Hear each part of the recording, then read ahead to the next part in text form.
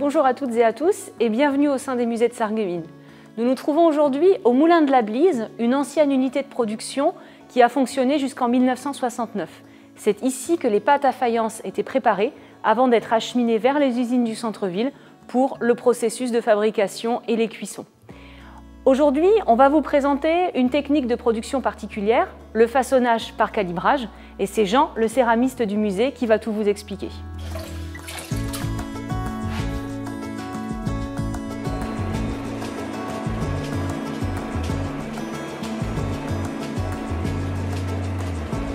Alors là, on est devant un poste de calibrage. On a deux postes. Un premier qui est la croûteuse, qui permet de faire des plaques de terre, et le deuxième qui est le calibrage juste à côté, qui permet ensuite de faire évoluer la forme. On a une base en plâtre qui permet de coller la terre, mais qui permet aussi de la décoller facilement.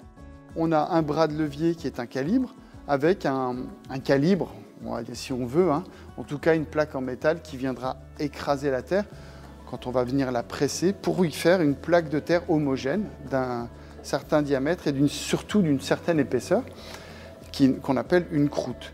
Quand on a fini de la presser toujours avec beaucoup d'eau, quand elle a fini d'être tournée, on retire le calibre et avec cet outil-là, on vient décoller les bords, en tout cas les premiers centimètres de la croûte pour ensuite pouvoir la décoller entièrement et la poser sur un moule en plâtre qui correspond à la forme intérieure d'une assiette que l'on va calibrer sur l'autre poste à côté. Donc là, on a toutes les phases. On vient coller notre plaque, ensuite on vient la presser, la croûter, on la redécolle et on la pose sur un moule.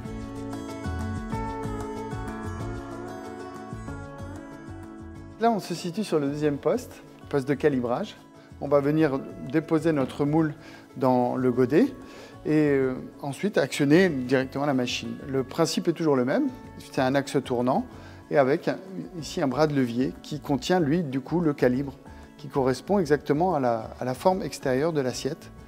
Et donc on vient avec une pression verticale, pareil, toujours en associant énormément d'eau pour pas que ça sèche et on vient répéter ce geste à plusieurs reprises jusqu'à ce qu'on ait la forme définitive et enlever toute la matière supplémentaire, en tout cas en surplus, sur le moule. La dernière phase, après avoir fini bien la forme, on vient sur le bord du moule enlever l'excédent avec un petit outil tranchant pour parfaire totalement l'assiette.